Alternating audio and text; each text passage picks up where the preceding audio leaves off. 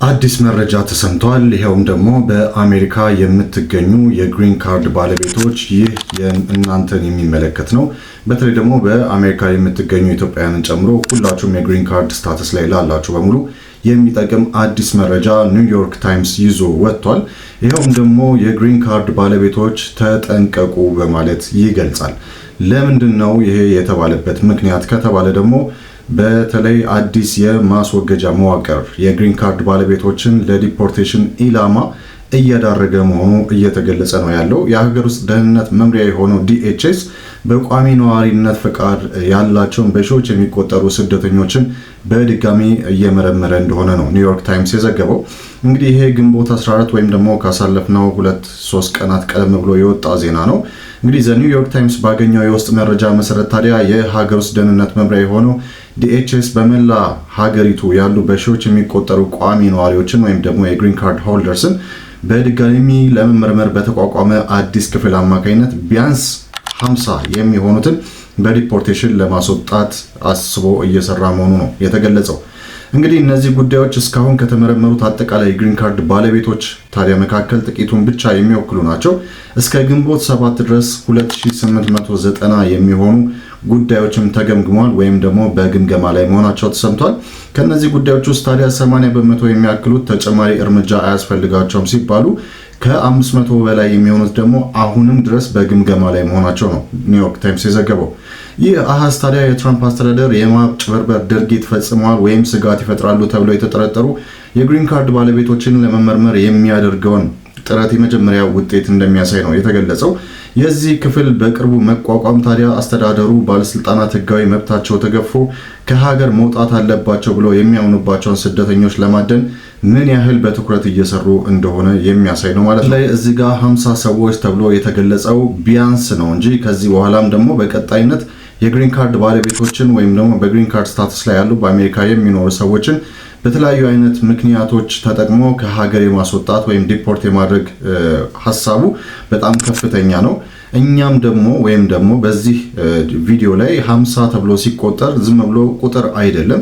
ይሄ በጣም ስጋትን የሚያጭር ነው። ምክንያቱም የአሜሪካ በተለይ ደግሞ የትራምፕ አስተዳደር በዚህ ሰዓት የግሪን ካርድ ባለቤቶችን ብቻም ሳይሆን በሌላ አይነት የኢሚግራንት መንገድ ገብተው ብዙ አይነት ስታቱሶች ላይ ያሉ ሰዎችን ወይም ደግሞ ዜጎችን ለማባረር እየሰራ መሆኑ በጣም የሚያሳዝን ነው። እንደዚሁም ደግሞ ብዙ ዜጎችንም ስጋት ላይ የሚጥል ነው። ስለዚህ 50 ተብሎ ሲገለጽ እንደዚሁ ቁጥር ሳይሆን የሰዎች ቁጥር መሆኑ ሊታወቅ የሚገባው እንደሆነ መግለጽ እወዳለሁ። እንግዲህ ይሄ ታዲያ በአስተዳደር ውስጥ ያለ ህጋዊ ፍቃድ በሚኖሩ ላይ ብቻም ሳይሆን ህጋዊ የመኖሪያ ፍቃድ ይዘው በሚንቀሳቀሱ ላይም ቢሆን እርምጃውን እያሰፋ መሆኑን የሚያሳይ የቅርብ ጊዜ ማስረጃና ምልክት መሆኑ ተገልጿል። ታዲያ ባለስልጣናት ባለፉት ወራት የስደተኞችና ዜግነት ያገኙ ሰዎችን ህጋዊ ሁኔታ ለመሰረት ዘመቻዎችን እንደጀመሩ የታወቀ ሲሆን ይሄ ደግሞ በብዙ የረጅም ጊዜ ነዋሪዎች ዘንድ የመኖሪያ ዋስትናቸው አስተማማኝ አለመሆኑ በመፍራት ከፍተኛ ስጋት ላይ ጥሏቸዋል ማለት ነው። እንግዲህ የትራምፕ አስተዳደር ይህንን ሁሉ ነገር የሚያደርገው ለምንድን ነው ካላችሁ አሁንም ድረስ በቀደመው አገዛዝ ማለትም በጆ ባይደን አገዛዝ ወቅት በነበረው ላላ ያለ የምርመራ መስፈርት ምክንያት ሰፊ የሆኑ የስደተኛ ቡድኖችን በድጋሚ መመርመር አስፈላጊ ሆኖ መገኘቱን ነው እየገለጸ ያለው። ይሄ ደግሞ በጆ ባይደን ጊዜ በጣም በርካታ ሰዎች ከተለያዩ የዓለም ሀገራት ወደ አሜሪካ ላላ ባለ ምርመራና ቁጥጥር ወደ አሜሪካ ከገቡ በኋላ በተለያየ አይነት ስታተስ ላይ ለመገኘት በቅተዋል። ማለትም በጥገኝነትም ሊሆን ይችላል፣ ከዛ በኋላም ደግሞ በግሪን ካርድ ሊሆን ይችላል፣ በዜግነት ሊሆን ይችላል። እንደዚህ አይነት በጣም በርካታ ሰዎች ገብተው ግሪን ካርድን ወይም ደግሞ ከዛም ዜግነትን ያገኙና በተለያዩ አይነት ሁኔታዎች ውስጥ ያሉ አሉ።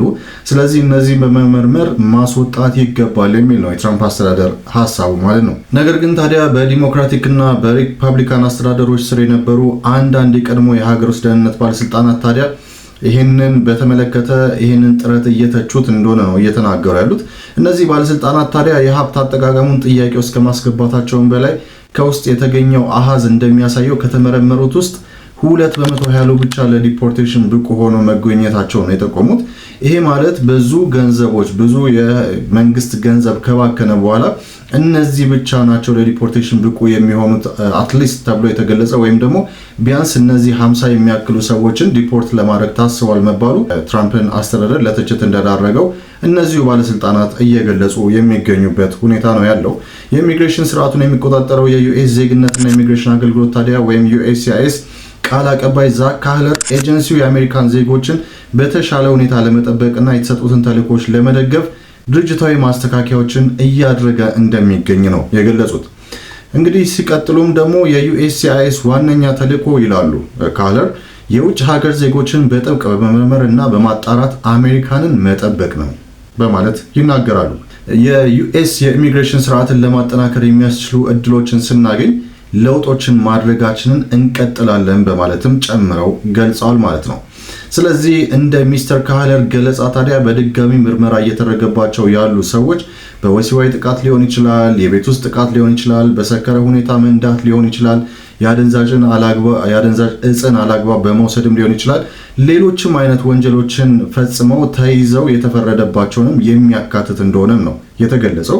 አንዳንዶች ደግሞ ለኢራን የእስልምና አብዮታዊ ዘበኛ ጦር ወይም ደግሞ IRGC ቁጥጥር የሚደረግባቸው መረጃዎችና ቴክኖሎጂዎችን በህገ ወጥ መንገድ በማግኘት ለሚጠረጠር ድርጅት አባል መሆናቸውን አምነዋል በማለትም ገልጸዋል። ስለዚህ እነዚህ ሁሉ በሙሉ በግሪን ካርድ ስታተስ ላይ የሚገኙ ሰዎች ወይም ደግሞ በተለያየ አይነት ሁኔታ ውስጥ የሚገኙና ግሪን ካርድ ይዘው የሚገኙ ሰዎች ለዲፖርቴሽን ብቁ እንደሚሆኑ ነው እየተገለጸ ያለው። እንደገና ምርመራ እየተደረገባቸውም እንዳለ ተነግሯል። እንግዲህ በተጨማሪ ደግሞ ሌሎችም አይነት አንዳንድ ሁኔታዎች አሉ። ይሄውም ደግሞ ምርመራ የሚደረግባቸው ሰዎች USCIS በኩል የቋሚ ነዋሪነት ፈቃድን ለማግኘት ሲሉ ፍሮድ ፈጽመዋል ወይም ደግሞ ዋሽተዋል፣ አጭበርብረዋል ተብለው የተወሰነባቸውን እንደሚያካትትም ነው የተገለጸው።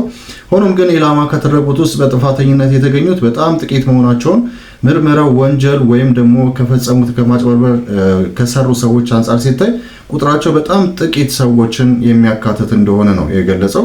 ስለዚህ ከዛ በላይ ያሉ ደግሞ ምንም አይነት ነገር ያልተገኘባቸውንም ሰዎች የግሪን ካርዳቸውን ለመንጠቅ ሆን ተብሎ እየተሰራ ያለ ነገር እንደሆነም ነው እየተገለጸ ያለው። ጉዳዩን በቅርብ የሚያውቁ ነገር ግን በይፋ የመናገር ስልጣን የሌላቸው አንድ ሰው ሲገልጹ ምንድን ነው ያሉት? በመላ ሀገሪቱ በ10 ሺዎች የሚቆጠሩ ተጨማሪ የግሪን ካርድ ባለቤቶች ለምርመራ መለየታቸውንም ተናግረዋል። በዚህ ክፍል ውስጥ የሚሰሩ መኮንኖች የማጭበርበር ምልክቶችን ለማግኘት የግሪን ካርድ ባለቤቶች ያቀረቧቸውን ማመልከቻዎችና የወንጀል መዝገቦችን እንዲመረምሩም ጭምር ትዕዛዝ እንደወጣላቸው ተነግሯል። ስለዚህ እንደዚህ አይነት ሁኔታዎች ያሉበት ስርዓት ላይ ነው ያለነው ወይም ሁኔታ ላይ ነው ያለነው። አንዳንዶች የቀድሞ የሀገር ውስጥ የደህንነት ባለስልጣናት ደግሞ ኤጀንሲው ህጋዊ የመኖሪያ ፍቃድ ባላቸው ስደተኞች ላይም የሚያደርገውን ዳግም ምርመራ ውጤታማነት ጥያቄ ውስጥ ሊከተው እንደሚችል ነው እየተናገሩ ያሉት። እንግዲህ በUSCIS የቀድሞ የፖሊሲ ተንታኝ የነበሩና አሁን ደግሞ በሰርድ ዌይ የጥናት ተቋም ማህበራዊ ፖሊሲ ዳይሬክተር የሆኑት ሳራ ፒርስ ኤጀንሲው ያለበትን ከፍተኛ የስራ ክምችት ወይም ደግሞ ባክሎግ ግምት ውስጥ ሲያስገቡ ይህ የUSCIS ሀብትን በአግባቡ መጠቀም ነው ወይ የሚሉ ብዙ ጥያቄዎች ተነስተዋል። ቁጥሮቹም እነዚህን ጥያቄዎች ማጠናከራቸውን ይቀጥላሉ ብዬ አስባለሁ በማለትም ገልጸዋል ማለት ነው። እንግዲህ በUSCIS የቅርብ ጊዜ መረጃ መሰረት ታዲያ ኤጀንሲው እስከ መስከረም ወር መጨረሻ ድረስ ለተለያዩ የኢሚግሬሽን ጥቅማ ጥቅሞች የቀረቡ ከ11 ሚሊዮን በላይ የሆኑ ያልተጠናቀቁ ማመልከቻዎችን እንደነበሩትም ተነግሯል።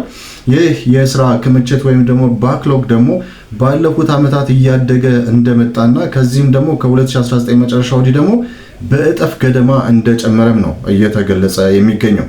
እንግዲህ የማስወገጃ መዋቅሩን ወይም ደግሞ የግሪን ካርድ ባለቤቶች የሆኑ ቢያንስ 50 የሚያክሉ ሰዎችን ለጊዜው እነዚህን ብቻ ዲፖርት የማድረግን ሐሳብ በተመለከተ እነዚህ የግሪን ካርድ ባለቤቶችን የመገምገም ኃላፊነት የተሰጠው ይህ ክፍል በኤጀንሲው ውስጥ ታክቲካል ኦፕሬሽን ዲቪዥን በሚባል አዲስ ዘርፍ ስር ያለ መሆኑን ኒውዮርክ ታይምስ የተመለከታቸው አንዳንድ ሰነዶች እንደሚያሳዩ ተጠቁመዋል።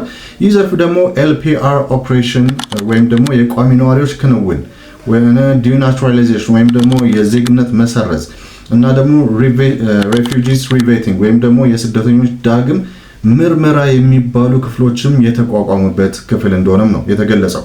እንግዲህ የዘርፉ ዳይሬክተር የሆኑት ዳንኤል አንድራዴ እንደገለጹት ታዲያ ኒውዮርክ ታይምስ በተመለከተው ኢሜል ላይ የግሪን ካርድ ባለቤቶችን ለመመርመር የተቋቋመውን ክፍል ወይም ደግሞ ኤልፒአር ሪሙቫል ኦፕሬተር ወይም አፓራተስ ወይም ደግሞ የቋሚ ነዋሪዎች ማስወገጃ መዋቅር ሲሉ እንደገለጹት ነው የተነገረው። እንደ ሰነዶቹም ገለጻ ደግሞ 40 የሚያክሉ የኢሚግሬሽን መኮንኖች በቋሚ ነዋሪዎች ምርመራ ላይ እየሰሩ እንደሚገኙም ተገልጿል። እንግዲህ በተለምዶ የአንድ የግሪን ካርድ ባለቤት የወንጀል መዝገብ የሚመረመረው በፊት ግለሰቡ ለካርድ እድሳት ወይም ደግሞ ለዜግነት ወይም ለሌላ ጥቅማ ጥቅም ሲያመለክት ብቻ እንደነበረ የሚታወቅ ነው። አሁን ግን በዚህ አዲስ ክፍል አማካኝነት ኤጀንሲው በራሱ ተነሳሽነት የግሪን ካርድ ባለቤቶችን እየመረመረ እንደሚገኝና ለማስወጣት እየሰራም እንደሚገኝ ነው የተመለከተው። እንግዲህ በባይደን አስተዳደር ወቅት የአይስ ከፍተኛ ጠበቃ የነበሩት ኬሪ ኢ ዶይል መንግስት ለዲፖርቴሽን ብቁ የሆኑ የግሪን ካርድ ባለቤቶችን ለማስወጣት መሞከሩ ያልተለመደ ባይሆንም በጣም በተደጋጋሚ የሚከሰት ግን አለመሆኑን ተናግረዋል። ስለዚህ ይሄ ነገር በጆ ባይደንም አገዛዝ ወቅት የነበረ ቢሆንም በአሁኑ ሰዓት ግን በትራምፕ አስተዳደር ወይም ደግሞ በሁለተኛው የትራምፕ ስልጣን ላይ ደግሞ እንደዚህ አይነት የዲፖርቴሽን ስራዎች በጣም በከፍተኛ ቁጥር እየጨመሩ በተደጋጋሚ እየተደመጡ እንደሆነም ነው የተገለጸው።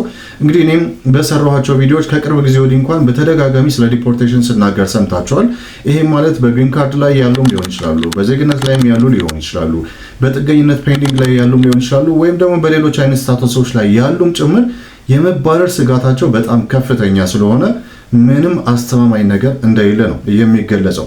አሁንም የግሪን ካርድ ባለቤቶች በጣም ጥንቃቄ ማድረግ አለባቸው። ሁልጊዜም እንደሚባለው መረጃዎቻቸውን ፈትሹ፣ ራሳቸውን ሁልጊዜም ዝግጁ አድርጉ። ለማንኛቸውም ነገሮች ቀድማቸው የራሳቸውን መረጃዎች የምታጠናቅሩ ከሆነ ከእንደዚህ አይነት ስጋቶች ለመዳን ትችሉ ይሆናል። የኢሚግሬሽን ባለሙያዎችን በተለይ ደግሞ የህግ ባለሙያዎችን ማናገራችሁ ለእናንተ በጣም ጠቃሚ ስለሆነ የግሪን ካርድ ባለቤቶችን የሚመለከት ነው።